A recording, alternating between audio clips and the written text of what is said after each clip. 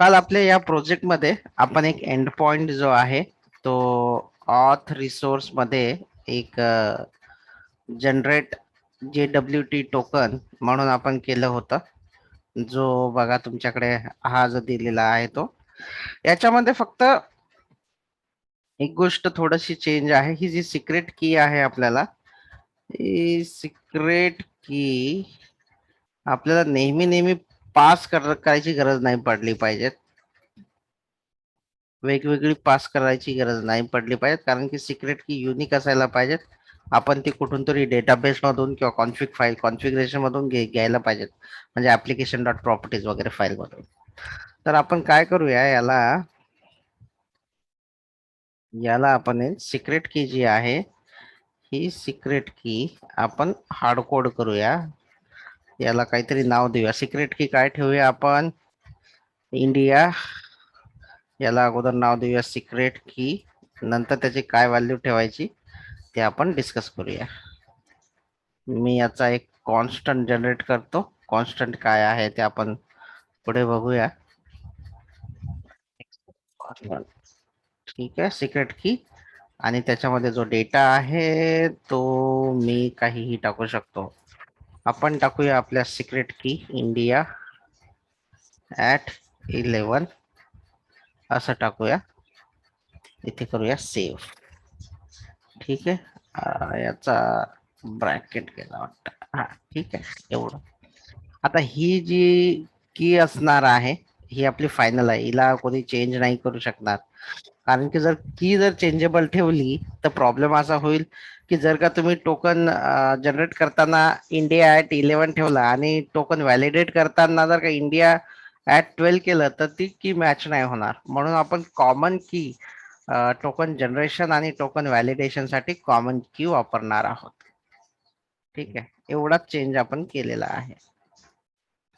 So आता आपलं जे ऑथ रिसोर्स आहे याच्यामध्ये आपल्याला ही जी की साठी पाठवायचं होतं, जसं की इथे बघा आपल्याला हे पाठवायचं होतं, याच्यापैकी आपण एकच टाकूया. सिक्रेट की काढून घेतली अँड सब्जेक्ट जो आहे तो आपण इथे ठेवला.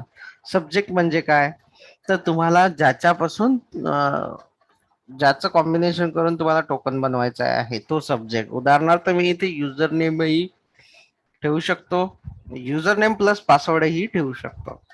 दोन्ही गोष्टी मला इथे ठेवता येतात. डिपेंड आहे तुमच्यावर की टोकनचा जो सब्जेक्ट आहे याच्यामध्ये तुम्हाला काय काय ठेवायचं आहे. मोस्ट ऑफ द करून आपण युजर नेम ठेवतो या सब्जेक्ट मध्ये, पण आपण डायरेक्टली युजर नेम न टाकता इथे जस्ट सब्जेक्ट ठेवतो, जेणेकरून युजर नेम किंवा पासवर्ड किंवा दोन्हीही आपण एकत्र जनरेट करू शकतो. हे झालं जनरेशनचं. पण कालच्या याच्यामध्ये आपण बघितलं की हा जो डेटा आहे स्ट्रिंग, डायरेक्टली स्ट्रिंग रिटर्न होत आहे, जर का तुम्ही बघितलं तर. पण रिअल टाइम मध्ये आपण डायरेक्टली स्ट्रिंग रिटर्न करत नाही, कारण की समोरचा रीड कसा करणार डायरेक्टली स्ट्रिंग, त्याला रीड करता येणार नाही व्यवस्थित. तर मग त्याच्यासाठी आपण काय करतो, एक डीटीओ बनवतो. बघा मी एक डीटीओ बनवत आहे इथे,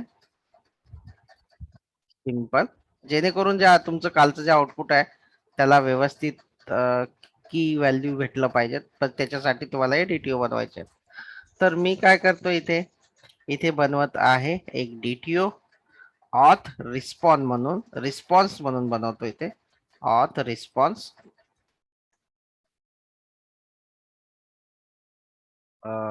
इथे मला पॅकेज द्यावा लागेल. DTO and class name auth response. That's it.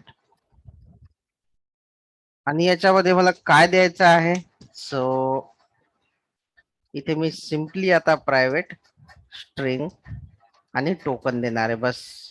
किंवा तुम्हाला जे काही द्यायचं असेल ते तुम्ही देऊ शकता, बट मी फक्त एकच फील्ड घेणार आहे, एकच फील्ड. याच्यामध्ये @डेटा, सेटर गेटर मेथड साठी डेटा, कन्स्ट्रक्टर साठी ऑल आर constructor, no default zero argument constructor आहे त्याला @नो आर कन्स्ट्रक्टर. बस. आता मला करायचं काय आहे, ऑथ रिसोर्स मध्ये काही नाही, जस्ट हा इथला जो रिटर्न आहे तो मी काढून टाकणार. इथे मला जे आउटपुट मिळालेला आहे, रिस्पॉन्स मिळालेला आहे जनरेट टोकन मध्ये, तो स्ट्रिंग आहे. मी फक्त जो ऑथ नावाचा रिस्पॉन्स नावाचा क्लास आहे, ऑथ रिस्पॉन्स जो आपण आत्ता बनवलेला आहे, त्याचा एक ऑब्जेक्ट काढून घेणार, एक तयार करून घेणार ऑथ रिस्पॉन्स नावाचा. Auth response, auth response equal to new आणि रिस्पॉन्स. तुम्हाला जर का सेट करायचा असेल, auth response dot set, set token, आणि आपल्याकडे कशामध्ये टोकन आलेलं आहे, तर हे जे आहे हे आपलं टोकन आहे, जनरेटेड टोकन. तर ते इथे टोकन पाठवून देऊया. इथे ते टोकन सेट करूया आणि हा ऑब्जेक्ट जो आहे तो रिटर्न करूया. रिटर्न जो आहे तो ऑथ रिस्पॉन्स. ओके. मग आता इथे हा म्हणत आहे की स्ट्रिंग रिटर्न करायचं की नाही, पण आपल्याला स्ट्रिंग नाही रिटर्न करायचा आहे, आपल्याला ऑथ रिस्पॉन्स रिटर्न करायचा आहे. तर हा कोणता क्लास आहे, ऑथ रिस्पॉन्सचा. बरं, हा आपण का करत आहोत, कारण की जर का एखादा डायरेक्टली जर का तुमचा एखादा युजर असेल आणि त्याला जर का ती व्हॅल्यू ऍक्सेस करायची असेल, तर टेक्निकली लक्षात ठेवा, तुम्हाला जो काही डेटा आहे ना असाच दिसायला हवा, अशा पद्धतीने दिसायला हवा. अगोदर आपला असा दिसत नव्हता. मी तुम्हाला त्याचा फॉर्मॅट दाखवतो. असा फॉर्मॅट दाखवतो, तर तुमचा जो काही आहे अशा पद्धतीने readable format, curly bracket open, आणि असं दिसायला पाहिजे, टोकन टोकन, आणि त्याच्यानंतर तुमचं जे काही टोकन आहे असं जनरेटेड, ते सगळं टोकन असं जनरेटेड टोकन इथे दिसायला पाहिजे. आता हे असं दिसेल, पण अगोदर असं दिसत नव्हतं. अगोदर डायरेक्टली हा असा जात होता. तर त्याला हे समजत नव्हतं की नेमका हा जो डेटा आहे हा घेतला जाईल. पण उद्या चालून जर आपल्याला दुसरी फील्ड काही पाठवायची असेल, तर ती कशी पाठवणार? टोकन सोबत आपल्याला काही दुसरी इन्फॉर्मेशन पाठवायची असेल, तर ती आपल्याला पाठवता येत नाही. की तो इनेबल्ड आहे, तो जो टोकन आहे तो इनेबल्ड केलेला आहे की नाही, म्हणजे जो युजर आहे तो इनेबल्ड आहे की नाही, की डिसेबल्ड आहे, हे दाखवायचं असेल, तर तर ते आपल्याला इथे फॅसिलिटी नव्हती. त्याच्यामुळे आपण काय केलं की आपण इथे दोन फील्ड घेतल्या. एक घेतलं टोकन, आणि त्याच्यानुसार असं त्याचा टोकन जनरेट होईल. आणि जर आपल्याला पुढे चालून जर का अजून असं दाखवायचं असेल की हे जे टोकन आपण जनरेट करत आहोत, हे टोकन इनेबल, हा हे जे टोकन ज्या युजर साठी आपण बनवत आहोत, तो युजर इनेबल्ड आहे की नाही, म्हणजे तो ऍक्टिव्ह आहे की नाही, आपल्या इकडे फॉल्स आहे की ट्रू आहे, हे आपण सांगू शकतो त्यांना. याच्यामध्ये जेसन एकच आहे, दॅट्स इट. तर आपण अशा ज्या फील्ड आहेत, जेसन फील्ड, नेहमी आपण जेव्हा रिस्पॉन्स पाठवतो तेव्हा आपल्याला अशाच पद्धतीने रिस्पॉन्स पाठवावा लागतो. पण अगोदर जेव्हा आपण नुसतं नॉर्मल कोडिंग केलं, काय केलं, जस्ट हा रिस्पॉन्स घेतला आणि डिस्प्ले करून टाकला. पण आपल्याला तसं नाही पाहिजे. आपल्याला काय पाहिजे की एक स्पेसिफिकली जेसन जो आहे तशा फॉर्मॅटमध्ये पाहिजेत. म्हणून आपण फॉर्मॅट कसा पाहिजेत आपल्याला, आपण अगोदरच डिस्कस करायला हवं की फॉर्मॅट कसा पाहिजेत. मला टोकन पाहिजेत, किंवा जर आता मला जर का प्रायव्हेट इनेबल्ड पण पाहिजेत असेल, तर हेही आपण इथे टाकू शकतो. पण आपल्याला सिम्प्लिसिटीसाठी ठीक आहे, तुम्ही नंतर किंवा जेव्हा रिक्वायरमेंट असेल तेव्हा तुम्ही याला यूज करू शकता. That's it. तर आता जर का तुमचा हा इथे फक्त एकच चेंज केलेला आहे की फक्त सब्जेक्ट असेल, ऑथ रिसोर्स मध्ये आलो की काय होईल आता इथे बघूया आपण. मी याला एक्झिक्यूट करतो. ऑलरेडी काल सगळं काम झालं होतं 50%, फक्त आज आपल्याला डीटीओ वगैरे करायचा होता. मी याला एक्झिक्यूट करतो. अजून याच्यामध्ये आपण सिक्युरिटी अप्लाय केलेली नाहीये, आपण तीही अप्लाय करूया.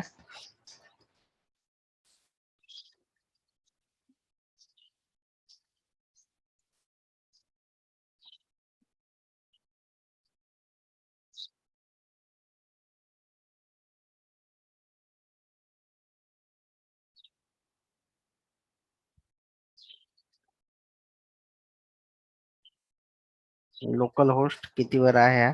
स्क्रीन दिसत आहे का परत ना माझी ब्राउझर? हो सर. हो. बरं, काय केलं आपण इथे? आपण नॉर्मल स्ट्रिंग जो डेटा रिटर्न करत होतो तेवढंच फक्त आपण रिटर्न केलं इथे.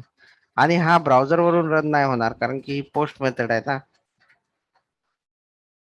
सध्या तरी आपण याला गेट ठेवलेला आहे. एक मिनिट मी बघतो याला गेट आहे की. हा, गेट आहे. तर रन करून दाखवतो. लोकल होस्ट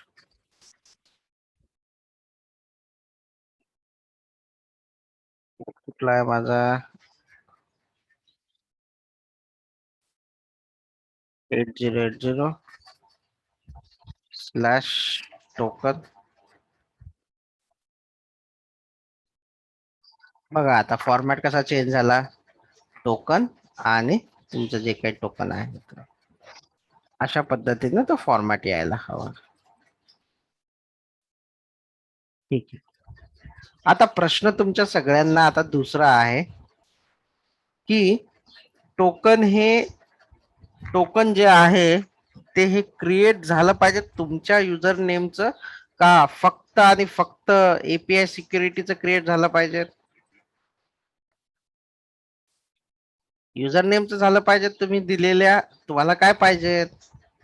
तुम्हाला काहीतरी असं लागेल ना की तुम्ही युजर नेम आणि पासवर्ड पाठवणार आणि त्याचं टोकन तुम्हाला पाहिजे. जेव्हा तुम्ही युजर मॅनेजमेंट कराल, एखाद्या क्लायंटने तुम्ही साइन अप केलं, त्याचा युजर नेम आणि पासवर्ड डेटाबेस मध्ये बनवेल आणि जेव्हा लॉग इन करेल त्याच्या अगोदर त्याला टोकन जनरेट करावं लागेल, जेणेकरून त्याला ऑथेंटिकेट करण्यासाठी चला आमच्याकडे हा युजर आहे आणि त्याला तो युजर नेम पासवर्ड मिळेल. मग त्याने त्या युजर नेम पासवर्डचा टोकन जनरेट झालं पाहिजेत का असं फक्त एकाच एपीआय सिक्युरिटीचं झालं पाहिजे का एकच टोकन सगळ्या लोकांनी वापरलं पाहिजे की स्पेसिफिकली फक्त एका युजर नेम पासवर्डचं एकाने वापरलं पाहिजे? काय रिक्वायरमेंट असायला पाहिजे? सेपरेटली झाले पाहिजेत ना युजर नेमचे. हा, आता जर समजा श्रेयाचं युजर नेम आहे तर श्रेया या युजर नेमने वेगळं टोकन जनरेट झालं पाहिजेत आणि तो श्रेयाचा वापरला पाहिजे. करेक्ट श्रेया? हो सर. ओके. मग आता जर का मी गेट मॅपिंग मध्ये असं म्हटलं की चला मला युजर नेम इथे घ्यायचं आहे. ठीक आहे, युजर नेम मला इथे घ्यायचं आहे. आता मला तुम्ही सांगा इथे जर का युजर नेम घेतलं तर मग हे URL मध्ये दिसेल की नाही दिसणार? जर मी एखाद्या URL मध्ये जर मी पाथ व्हेरिएबल किंवा पाथ परम मध्ये जर का मी युजर नेम घेईल तर सगळ्या लोकांना दिसेल की URL मध्ये की नाही दिसणार? हा ओमकार? दिसणार. ऑब्विसली URL मध्ये दिसणार ते. म्हणजे मला इथे टाकता येणार नाही. मग मला काय करायचं आहे? आता इथे इथे बघा मी तुम्हाला एक जेसन देतो. जेव्हा आपण या टोकनला हे टोकन जनरेट करण्याचा प्रयत्न करू तेव्हा ते युजर नेम पासवर्ड कुणाला दिसू नये म्हणून आपल्याला असा जेसन पाहिजे. आपण असा जेसन घेऊया. कसा जेसन घ्यायचा? थोडासा असा जो तुम्हाला परिचयाचा आहे. युजर नेम पासवर्ड असा जेसन आपल्याला घ्यायचा आहे. ही व्हॅल्यू सपोज समथिंग आणि ही व्हॅल्यू सपोज समथिंग. श्रेया घेऊया इथे सपोज. आता हा जो डेटा आहे स्ट्रिंगचा जेसन डेटा काय मी इथे URL मध्ये पास करू शकतो का ओमकार? नाही. मोस्ट ऑफ द करून सागर आपण हा जेसन डेटा कुठून पास करतो? आपल्या पोस्टमॅन मधून. URL हा बरोबर बॉडी मधून. मग गेट मेथडला बॉडी असते का तुमच्या? नाही. नाही. कोणत्या मेथडला असते? तर बाकी Post. सर्व येस, पोस्ट मेथडला असते. बरं, बराच अभ्यास केला रे पोरांनो तुम्ही. शाबास, ग्रेट. इथे आपण काय केलं? पोस्ट मॅपिंग केलं.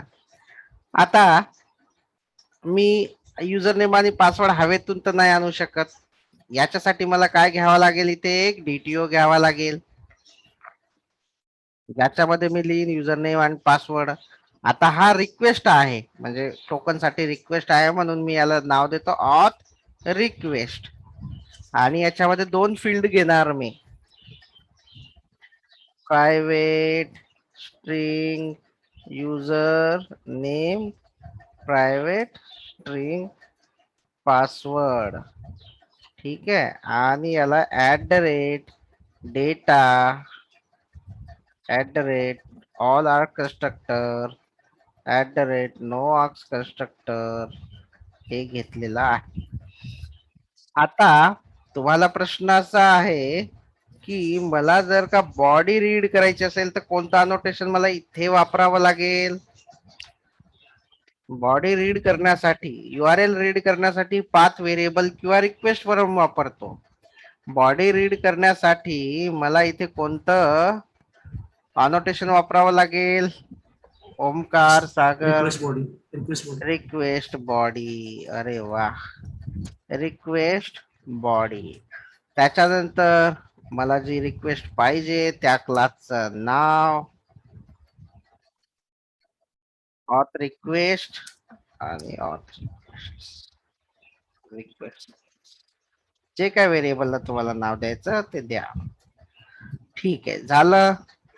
त्याच्यानंतर मला इथे आता सारखं सारखं एपीआय सिक्युरिटी नाही पाठवायचं. मला जे माझं युजर नेम आहे त्या युजर नेमचं गेट युजर नेम, त्या युजर नेमचं सिक्रेट की भेटायला पाहिजे. That's- मला आता हे जे सिक्रेट की मिळेल, हे सिक्रेट की मी जे युजर नेम पाठवेन त्या युजर नेमचं सिक्रेट की मिळणार. Okay, good. इथपर्यंत क्लिअर आहे? काही डाऊट?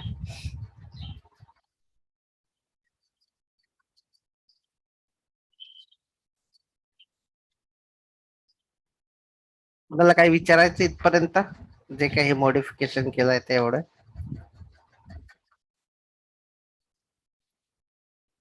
ओमकार, सागर, सोनाली, श्रेया, नाही.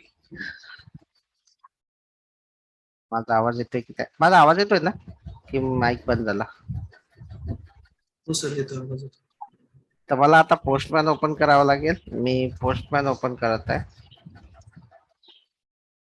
आणि बघूया की हा एक्झिक्यूट होतो की नाही. माझा पोस्टमॅन ओपन होत आहे.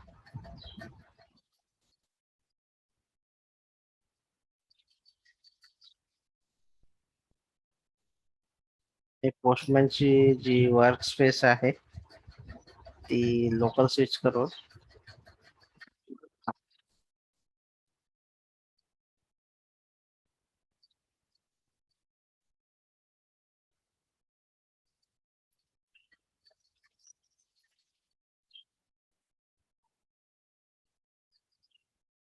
चला, स्क्रीन दिसत आहे तुम्हाला?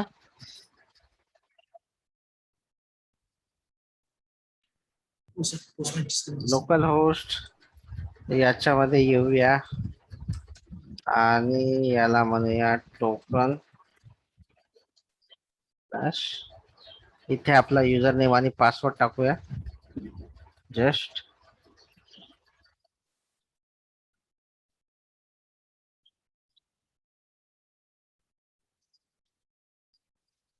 युजर ठेवूया आपली युजर नेम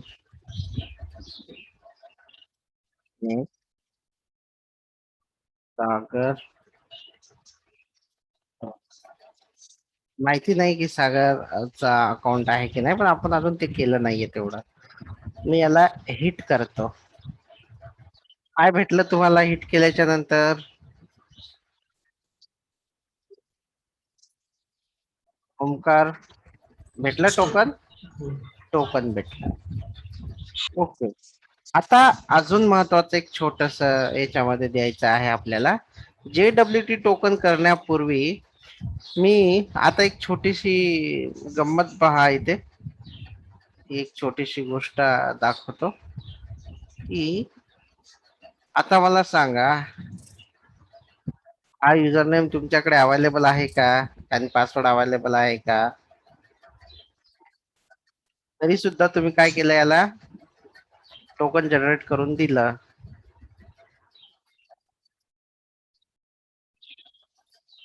जर तुमचा युजर नेम असेल तरच तुम्हाला, जर तुमचा युजर नेम डेटाबेस मध्ये अवेलेबल असेल तरच तुम्हाला त्याला टोकन बनवून द्यायचं, की काही पण टाकलं तरी त्याला टोकन बनवून द्यायचं?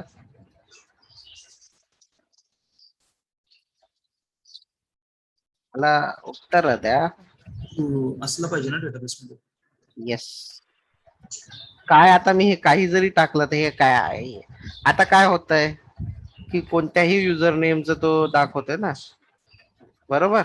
तर मग अगोदर तुम्हाला काय सर्च करावं लागेल, इथे इथे तुम्हाला चेक करावं लागेल की काय हे युजर नेम आणि दिलेला पासवर्ड डेटाबेस मध्ये अवेलेबल आहे. इथे तुम्हाला लिहावं लागेल. मी टू डू टाकतो इथे, असं लिहितो, check user name name and password. Sir screen. Okay, sorry, screen.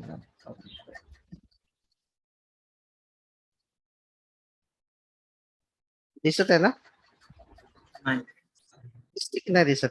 हो दिसते. काय दिसत? चेक युजर नेम आणि पासवर्ड हे तुम्हाला इथे टाकावं लागेल. If if valid user name म्हणजे जे काय, if user name and password available generate token, else throw exception bad credentials.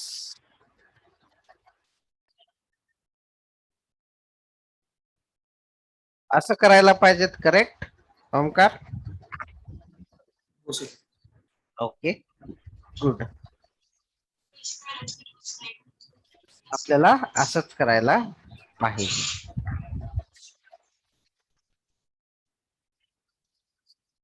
Correct. तर चला मग, आता याच्यामध्ये आपण स्प्रिंग सिक्युरिटीचं टोकन जनरेट करण्यासाठी आणि टोकन व्हॅलिडेट करण्यासाठी आपण स्प्रिंग सिक्युरिटीचं युजर डिटेल्स वापरणार आहोत, सर्व्हिस जी तुम्ही चांगल्या प्रकारे प्रॅक्टिस केलेली आहे. युजर डिटेल्स सर्व्हिस, याच्यामध्ये सगळ्यात अगोदर त्याच्यासाठी मला स्प्रिंग सिक्युरिटीची डिपेंडन्सी आपल्या फोम मध्ये टाकावी लागेल, जी आपण कदाचित टाकलेली नाहीये.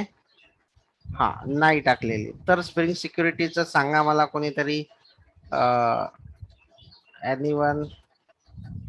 मी इथे कॉपी पेस्ट करतोय आणि हा डेटा जे पैकी काढून सांगा, स्पेलिंग सांगा काय आहे सिक्युरिटीचं.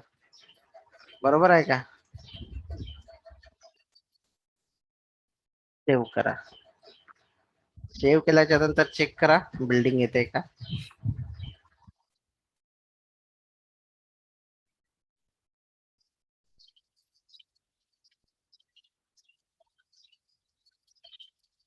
सेव्ह करतो याला. चला, आता हे युजर नेम आहे किंवा नाही आहे तुम्हाला तुमच्या पद्धतीने चेक केलं जाऊ शकतं. जसं की युजरचा रेपो बनवा, पण आपल्याकडे तो युजरचा एंटिटी कुठे आहे तो चेक करा. युजरचा एंटिटी आपल्याकडे अवेलेबल आहे का? युजरचा एंटिटी आपल्याकडे अवेलेबल आहे का? त्यानंतर युजर डिटेलची ती सर्व्हिस अवेलेबल आहे का? हे सगळं आपल्याला करून घ्यावं लागेल. तर तुम्हाला ते बनवावं लागेल. इथे तुम्हाला चेक करावं लागेल.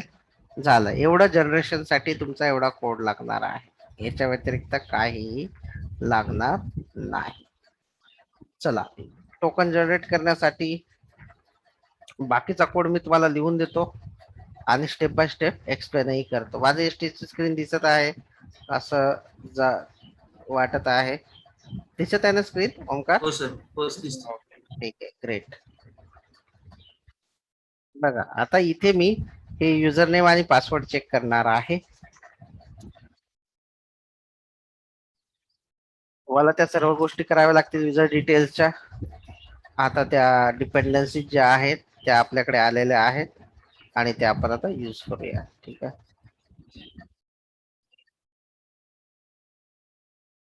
इथे एक इंटरफेस आहे प्रायव्हेट ऑथेंटिकेशन मॅनेजर म्हणून. इंटरफेस आहे ऑथेंटिकेशन मॅनेजर म्हणून.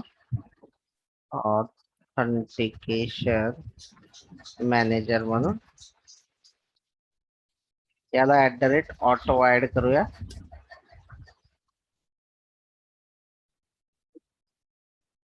इथे ऑथेंटिकेशन मॅनेजर डॉट ऑथेंटिकेट आणि इथे आपल्याला पाठवायचं आहे न्यू. इथे तुम्हाला भेटेल user. User name password authentication token हा तुम्हाला भेटेल क्लास. मला जो आहे तुम्हाला मिळेल.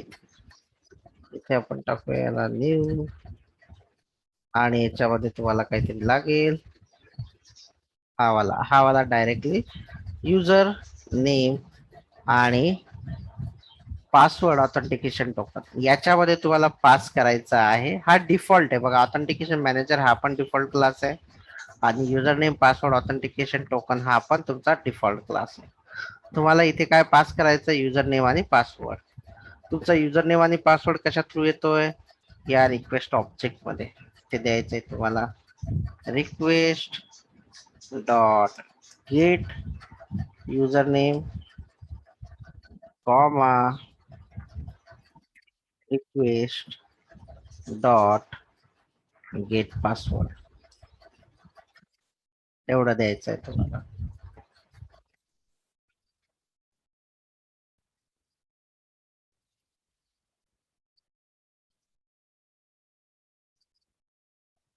आता याच्यामध्ये काय दिला class not found exception authentication. ठीक आहे, याचा काही प्रॉब्लेम नाही. आपण तो चेक करूया.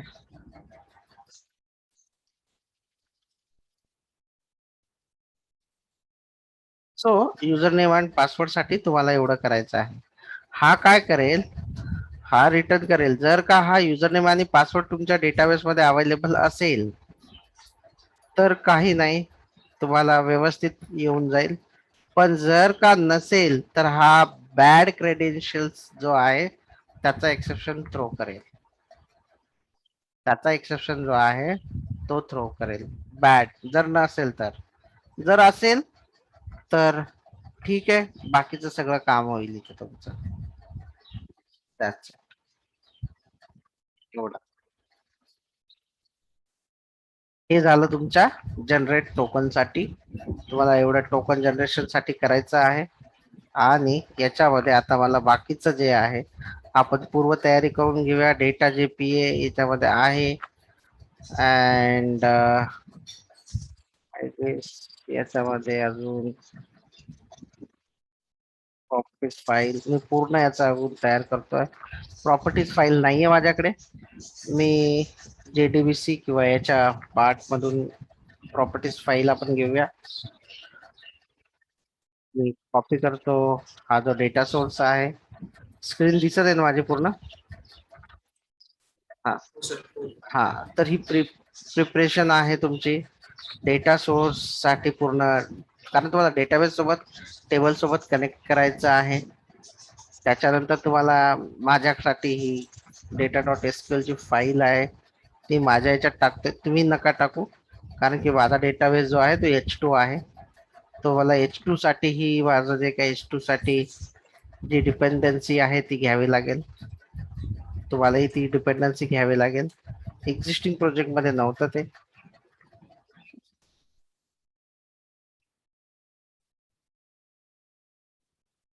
मी माझी डिपेंडन्सी याच्यामध्ये घेतली H2 मध्ये.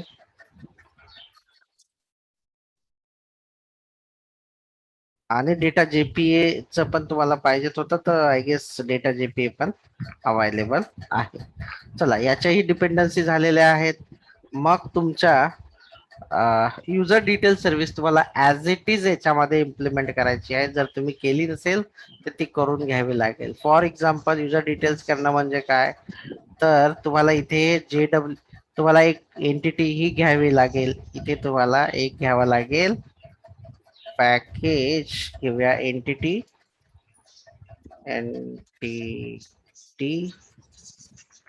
इथे घ्या तुम्ही एंटिटी तुमचं.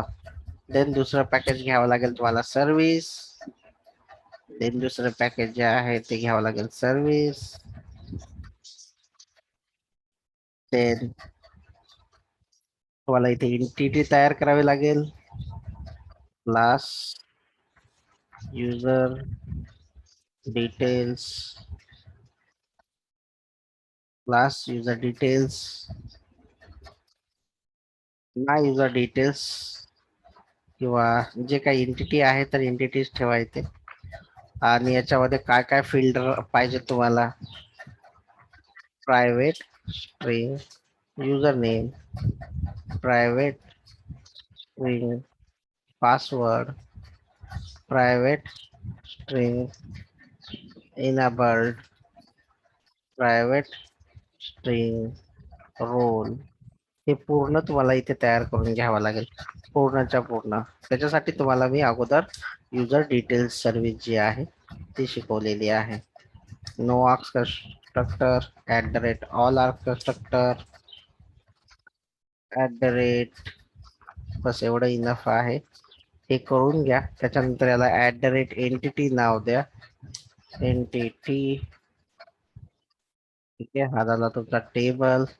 याला स्पेलिंग मिस्टेक करतो थोडस, डिटेल्स, जेणेकरून जेणेकरून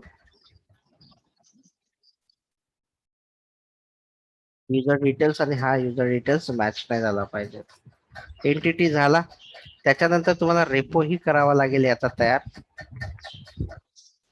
जर तुम्ही युजर डिटेल्स रेपो इंटरफेस करून घ्या.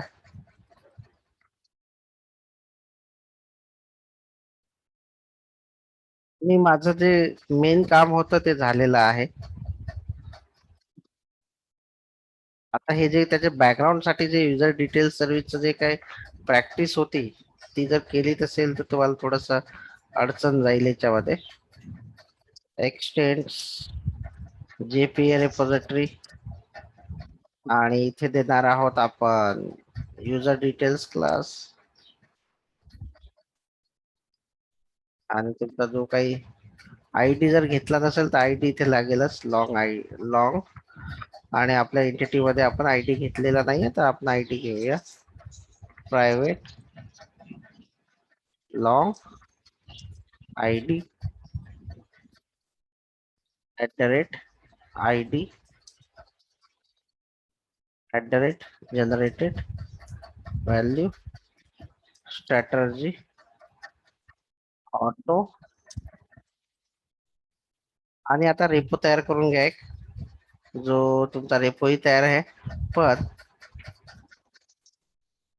रिटर्न करेल तो user details find by user name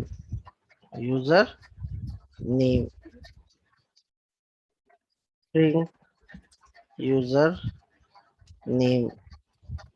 that's it. Custom method आहे जी या मेथडला कॉल केल्याच्या नंतर तुम्हाला युजर नेम फाइंड करून देईल. हा झाला रेपो. त्याच्यानंतर सर्व्हिस आहे तुम्हाला इथे इथे सर्व्हिस घ्यायचा आहे.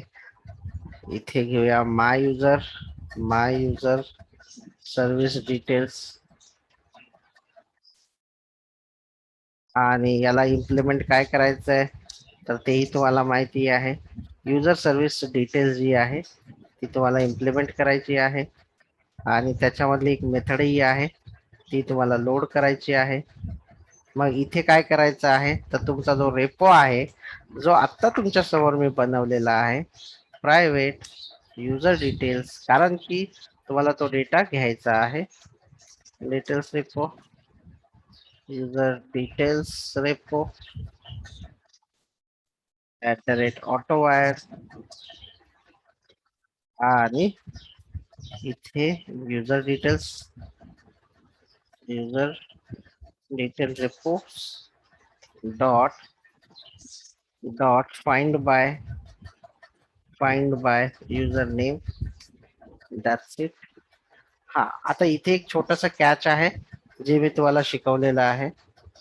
रिटर्न, इथे मला युजर डिटेल्स रिटर्न पाहिजेत, पण माझ्याकडे जो आहे तो ऑब्जेक्ट मिळालेला आहे हा user डिटेल्सचा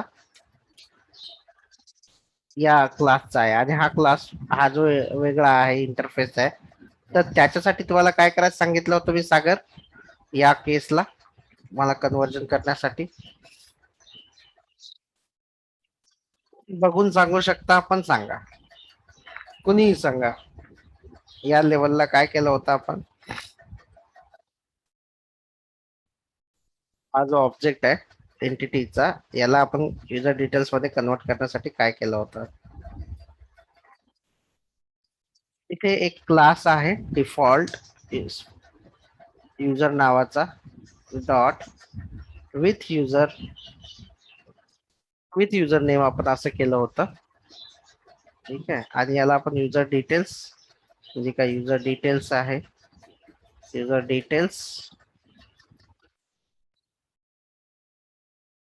detail dot get user name केलं होतं. त्याच्यानंतर पासवर्ड साठी मी इथे पासवर्ड केलं होतं, user details dot password.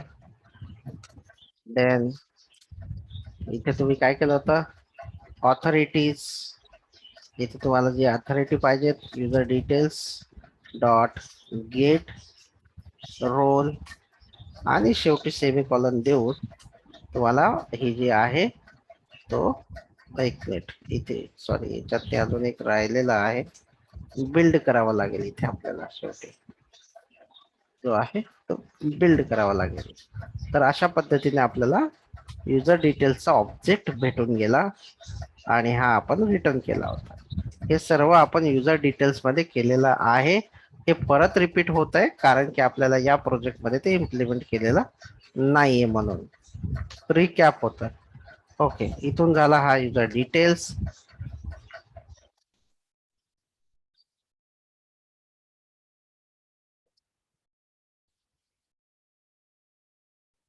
I hope so इथपर्यंत आपण थांबायला हवं, कारण की याच्यानंतर तुम्हाला थोडस डिफिकल्ट नको वाटायला. ज्यांनी युजर डिटेलची जी काही प्रॅक्टिस आहे ती जर का नाही केली तर थोडस कन्फ्युजन होण्याची शक्यता जास्त आहे. ठीक आहे, मी इथे लोड युजर केलेला आहे.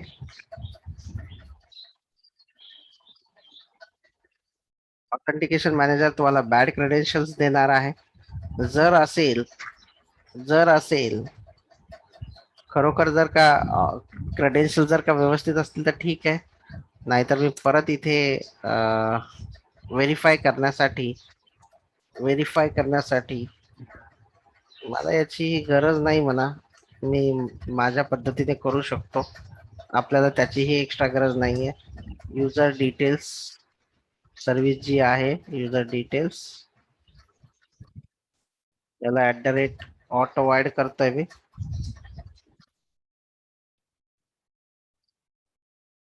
User details dot load user name, आणि हे जे काही रिक्वेस्टचं युजर नेम आहे ना, रिक्वेस्ट डॉट गेट युजर नेमने तो डेटा जो आहे तो आपण इथे घेऊ शकतो.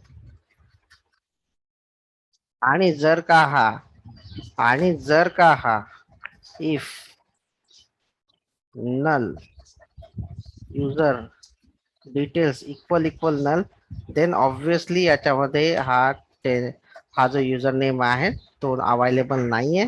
तुम्ही इथं लिहू शकता कोणता एक्सेप्शन देतो हा, युजर नॉट फाउंड एक्सेप्शन. हा वाला युजर नॉट फाउंड एक्सेप्शन द्यायचा आहे तुम्हाला. Throw new username not found exception. That's it. User not available. एवढं जरी केलं तरी चालेल. ऑथेंटिकेशन मॅनेजर वगैरे नाही टाकलं तरी तुम्हाला समजून जाईल. म्हणजे जर का युजर नसेल अवेलेबल तर सरळ टाकून द्या युजर अवेलेबल नाहीये आणि फेकून द्या एक्सेप्शन, तो संपून जाईल. आणि जर का अवेलेबल असेल तर तो खाली येणार, जनरेट टोकन करणार आणि तुम्हाला देणार. आता याला मी रन करतो. जर काही एरर असतील तर आपण त्याला काढूया. एवढ्यासाठी आजच्यासाठी तरी एवढं पुरेसं आहे. कारण की युजर डिटेल सर्व्हिस हाफ इथे हाफ जी आहे ती इम्प्लिमेंट केलेली आहे.